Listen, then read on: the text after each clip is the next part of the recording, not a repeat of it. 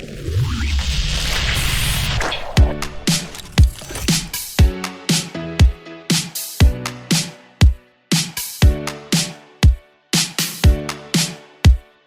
it's Scott. ROCKFILE back with another podcast review for you. Going to talk about the brand new 4K release for Steven Wilson live at the Royal Albert Music Hall.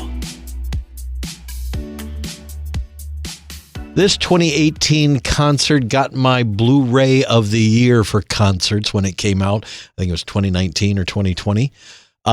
It's a fantastic concert.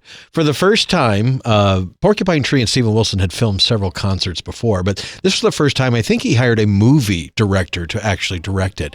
And of all of the concerts he's released, and of all the concerts that have been released, this is much more of a cinematic experience. Not that it interspersed like some kind of dramatic elements in between the songs, like a song remains the same or something like that. No, but it's just filmed, certain camera angles in certain ways. It's just not that hyperactive kind of concert filming that we normally get. Long, slow takes, a lot of long shots and sweeping things. And it's just really a great concert video. So a few months ago, they announced that we'd be getting a 4K release of this Blu-ray I've owned for several years. And I was very, very excited. Pre-ordered it from Burning Shed, which is a UK company. I think it was $17 and change. The price was right. So while it was on the way to me from England, Blu-ray.com posted their review. I was a little disappointed. And I am a little disappointed with this release, but overall, I got to say it's worth picking up, and I'll get into it. So the good, you have this 2018 concert that is one of the best concerts out there. It's 2.5 hours long. It's fantastic. It's got great camera angles. It's got a great DTS 5.1 mix. It looks and sounds fantastic. I compared it to the Blu-ray, and it does look better. Now, why did I say that like that? Because, well, I could have retitled this podcast as something like No HDR, No Atmos, What the Hell, What's Going On, and made this kind of a negative targeted review, which I don't think would help too many people at all. But there is a missed opportunity here. So the good about it is you're getting this great concert video and a higher resolution than it's ever been available. It is a native 4K transfer, and it looks fantastic. No HDR has been applied and nothing has been changed. You get the same DTS HD 5.1 surround mix that you got on the Blu-ray and the 2-channel stereo. Both are in 96K. They sound fantastic. There was nothing wrong with these. Would I have enjoyed an upgrade into Atmos? Absolutely. And we'll get into that in a minute. Also, there is a huge difference between watching a Blu-ray up-converted to 4K and a 4K on a giant TV.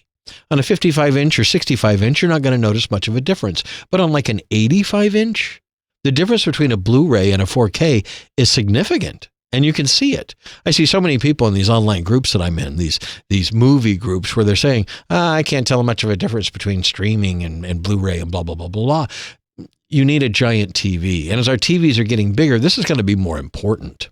4K resolution is a much higher resolution than 1080p. You're getting a bigger copy of the film, larger, easier to blow up to a bigger size. When I compared the Blu-ray to the 4K, although the colors look pretty much the same, the detail was, I would have given the Blu-ray a 5 out of 5. It now drops to about a 4.5 out of 5 because the 4K looks that much better. It is an obvious native 4K transfer. You're seeing details like you've never seen before. It's just a sharper, clearer image. And there's less noise in some of the darker scenes. There is a noise in some of these concert videos because they're, kind of film graded for the intense lights of the stage. When you get into some darkness in some shots, sometimes there's some like grainy looking noise. Some people will think it's film grain, but it's noise because between the ISO and the shutter speed and everything else that was set, they got noise into the signal, but opted for, that was worth it for the cinematic result that they got. Most of the bright shots look fantastic. You can tell it really doesn't pop any more than the Blu-ray, but the resolution makes a huge difference on especially a bigger TV. As I got up close to it, it was a night and day difference. The Blu-ray almost looks blurry by comparison. Now, what you're getting for what's about $20 now that it's available is the concert in 4K resolution. You're also getting a much, much higher bit rate on the video. The Blu-ray hovered around the teens and low 20s for bitrate for video, whereas the 4K is in the 50s, 60s, 70s, and I saw peaks of over 100. Massive amounts of data is being pushed off that disc. It is a triple layered 100 gig disc, and you have a 2.5-hour concert, the 3 behind the scenes rehearsal songs, and some interviews. And that's it. They have uploaded the same DTS HD soundtrack, the same stereo 96K soundtrack. Both of those are at a high bit rate, but the same exact bit rate as the Blu-ray, about 6 megabits per second on the DTS HD. Not bad. I mean, it sounds great. It really didn't need any help. But the video is better. You got a much, much higher bit rate at a higher resolution. If you have a 65-inch TV, well, you know, the upgrade to you might not be that big a deal. If you have a 75-inch, 85-inch, or larger TV, well, then this is a must-own.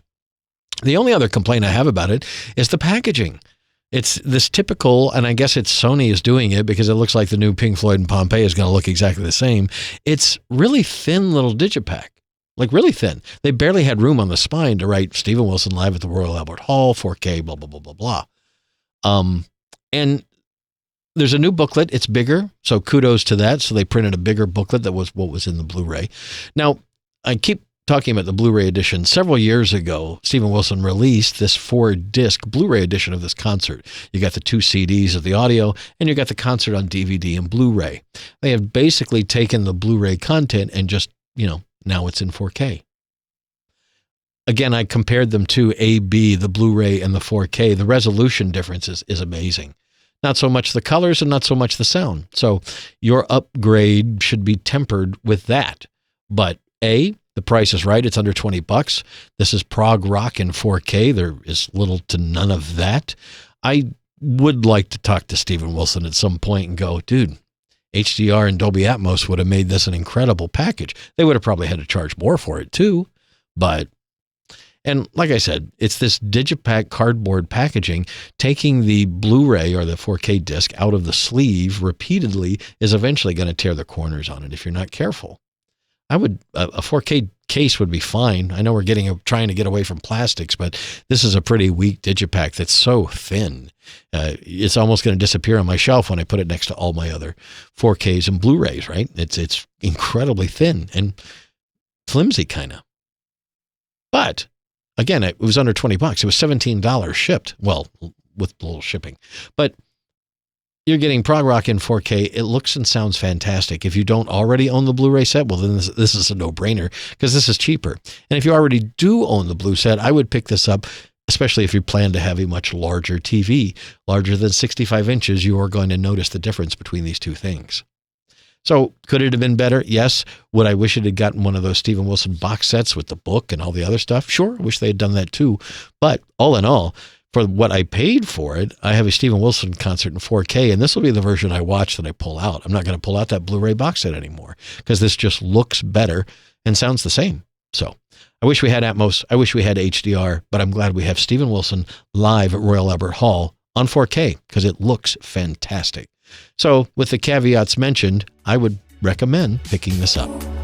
I'm Scott. I'm ROCKFILE. More podcasts are on the way, more reviews too. So thanks for taking time out of your day. Please like, share, and subscribe, and have a spectacular day.